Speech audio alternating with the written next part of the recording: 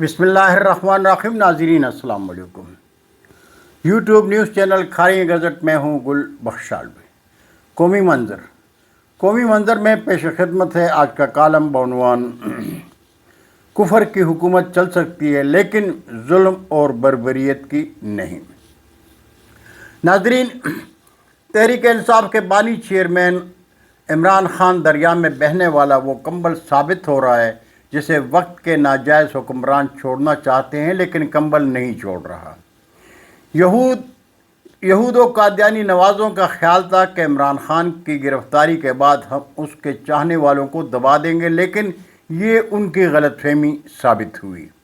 वो बखूबी जानते थे कि राख में दबी चिंगारी जब भड़कती है तो जालिमों और वतन फरोशों के जहनों के खूबसूरत ताजमहल राख के ढेर बन जाया करते हैं। बांग्लादेश में क्या हुआ दुनिया ने देख लिया। ताकत के सरचश्मा अवाम के सब्र का पैमाना जब लबरेज होता है तो सुनामी की सूरत इख्तियार कर लेता है। साबिक वज़ीर आज़म इमरान खान जेल में हैं, लेकिन बकौल तजिया निगारों के ऐसा नहीं लगता कि कप्तान जेल में हैं। वो आज भी कौमी सियासी मंजरनामे पर न सिर्फ हज़ब इख्तिलाफ की सबसे बड़ी बल्कि गालिब तरीन ताकत है। आज प्रिंट और सोशल मीडिया में इमरान खान मकबूलियत की मेराज पर हैं और अदालतें झूठे और बेबुनियाद मुकदमात लिए उनके गिर्द तवाफ़ कर रही हैं। इसके बावजूद कि इमरान खान 1 साल से जेल में हैं, लेकिन वो आज भी अपने इस मौक़िफ़ पर कायम है कि हम गयूर पाकिस्तानी कायद-ए-आज़म के आज़ाद पाकिस्तान को अमेरिका और इसके हवारियों और दरबारियों से आज़ाद करके रहेंगे। वो आज भी पाकिस्तान में रियासत मदीना की हुक्मरानी चाहते हैं।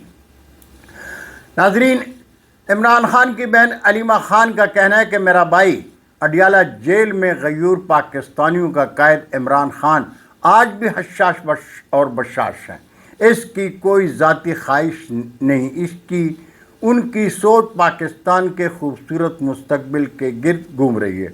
मेरे भाई का कहना है कि मैं जेल में 1 मिनट भी ज़ाया नहीं करना चाहता। मैं उनको उनकी हर ज़रूरत की हर किताब पहुंचा रही हूं। मेरा भाई जेल में अपने दिन अपनी एक्सरसाइज बाइक पर वर्जिश करने, मुताला करने में और गौर व फिक्र में गुजारते हैं। नाज़रीन, तजियाकारों का कहना है कि इमरान खान अपनी रिहाई के लिए आवाम को सड़कों पर आने के लिए नहीं कहेंगे, इसलिए कि वो जानते हैं कि मगरब नवाज 9 मई का ड्रामा रचाकर खूबसूरत और आज़ाद पाकिस्तान का ख्वाब देखने वालों पर जुल्म और बर्बरीत के इंतहा के लिए पाकिस्तान भर में कौमी और निजी तनसीबात को आग लगा देंगे। जहाँ तक डायलाग की बात है तो खान वाज़ह तौर पर कह चुके हैं कि मैं किसी बेअख्तियार ग्रोह के साथ बात नहीं करूँगा। अगर बाअख्तियार चाहते हैं तो मैं उनके साथ आइन और कानून के दायरे में बात करने के लिए तैयार हूँ।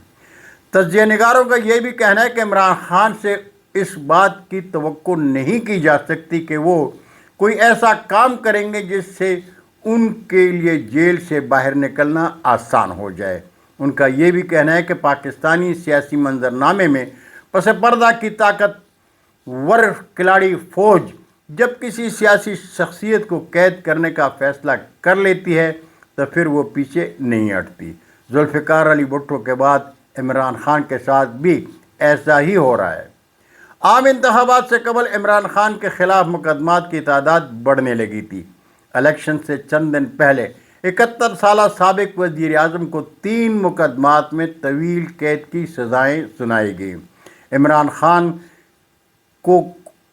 खान को कौमी सियासत में ज़ेर करने के लिए हर ज़ालिमाना हरबा इस्तेमाल किया गया, लेकिन इसके बावजूद तहरीक इंसाफ की हमायत याफ्ता उम्मीदवारों ने इंतखाबात में किसी भी जुमात से ज़्यादा नशिस्तें हासिल की और अपने सियासी हरीफों को सियासी इत्तेहाद बनाने पर मजबूर कर दिया। लेकिन इस हकीकत से कोई बाज़मीर मुहिब्ब वतन पाकिस्तानी इनकार नहीं कर सकता कि इमरान खान आज कौमी सियासत में एक मकबूल अवामी कायद हैं, लेकिन अफवाज पाकिस्तान ने भी अभी तक इस हकीकत को तस्लीम नहीं किया।